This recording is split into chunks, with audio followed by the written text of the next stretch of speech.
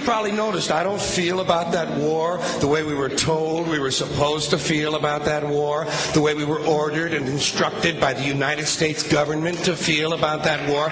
You see, I'll tell you, my mind doesn't work that way. I got this real moron thing I do. It's called thinking. And I'm not a very good American because I like to form my own opinions. I don't just roll over when I'm told to. Sad to say, most Americans just roll over on command. Not me. I have certain rules I live by. My first rule, I don't believe anything the government tells me. Nothing. Zero. Nope.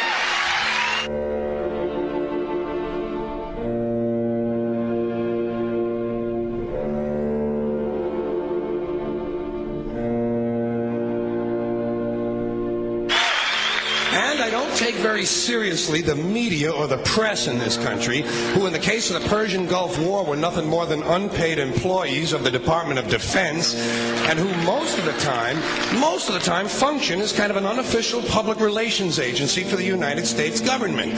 So I don't listen to them. I don't really believe in my country. And I gotta tell you folks, I don't get all choked up about yellow ribbons and American flags.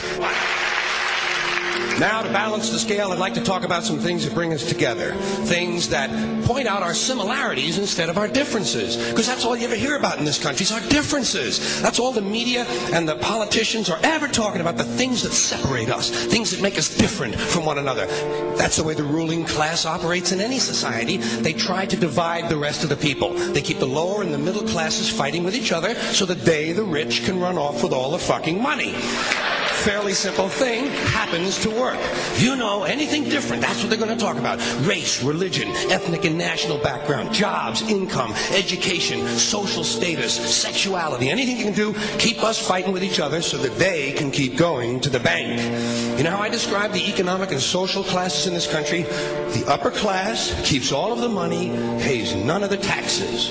The middle class pays all of the taxes, does all of the work. The poor are there just to scare the shit out of the middle class.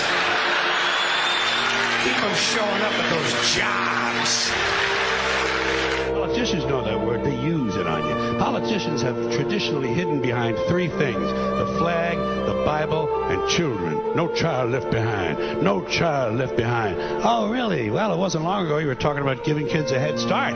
Head start, left behind? Someone's losing fucking ground here. But there's a reason. There's a reason. There's a reason for this. There's a reason education sucks, and it's the same reason that it will never, ever, ever be fixed. It's never going to get any better. Don't look for it. Be happy with what you got. Because the owners of this country don't want that. I'm talking about the real owners now. The big, the wealthy, the real owners, the big wealthy business interests that control things and make all the important decisions. Forget the politicians. They're irrelevant. The politicians are put there to give you the idea that you have freedom of choice. You don't. You have no choice. You have owners. They own you. They own everything. They own all the important land. They own and control the corporations. They've long since bought and paid for the Senate, the Congress, the state houses, the city halls. They got the judges in their back pockets, and they own all the big all the big media companies. So they control just about all of the news and information you get to hear. They got you by the balls. They spend billions of dollars every year lobbying to get what they want. Well, we know what they want. They want more for themselves and less for everybody else. But I'll tell you what they don't want. They don't want a population of citizens capable of critical thinking. They don't want well-informed, well-educated people capable of critical thinking. They're not interested in that. That doesn't help them. That's against their interest. That's right. You know something? They don't want people who are smart enough to sit around the kitchen table and figure out how badly they're getting fucked by a system that threw them overboard 30 fucking years ago. They don't want that. You know what they want? They want obedient workers. Obedient workers. People who are just smart enough to run the machines and do the paperwork, and just dumb enough to passively accept all these increasingly shittier jobs with the lower pay, the longer hours, the reduced benefits, the end of overtime, and the vanishing pension that disappears the minute you go to collect it. And now they're coming for your Social Security money. They want your fucking retirement money. They want it back so they can give it to their criminal friends on Wall Street. And you know something? They'll get it. They'll get it all from you sooner or later because they own this fucking place. It's a big club, and you ain't in it.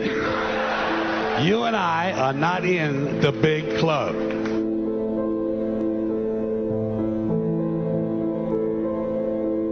The greatest form of control is where you think you're free when you're being fundamentally manipulated and dictated to. One form of dictatorship is being in a prison cell and you can see the bars and touch them. The other one is sitting in a prison cell but you can't see the bar, you think you're free. What the human race is suffering from is mass hypnosis. We are being hypnotized by people like this. Newsreaders, politicians, teachers, lecturers. We are in a country and in a world that is being run by unbelievably sick people. The chasm between what we're told is going on and what is really going on is absolutely enormous. The greatest hypnotist on planet Earth is a oblong box in the corner of the room. It is constantly telling us what to believe is real. Historically, the control and manipulation of political opinion has been the Freemasons' main weapon in gaining control of countries and states. Once in control of the rulers and politicians of a country, laws and political structures could be changed in accordance with their agenda. However, since restricting the body does not necessarily mean restricting the mind, the Freemason recognizes that their plan for a global government hinges completely on subduing the masses to their agenda, and thus eliminating opposition to their cause. And the greatest threat to their plan, posing more danger than any army or law, is the threat of a free-thinking mind. In order to eliminate this threat and to achieve their objective, the Masons have set about the boldest plan ever devised: the complete control of every aspect of human life, your life. And the weapons they are using against you are in your very homes, entertaining you and your children, and gradually indoctrinating you without you even realizing.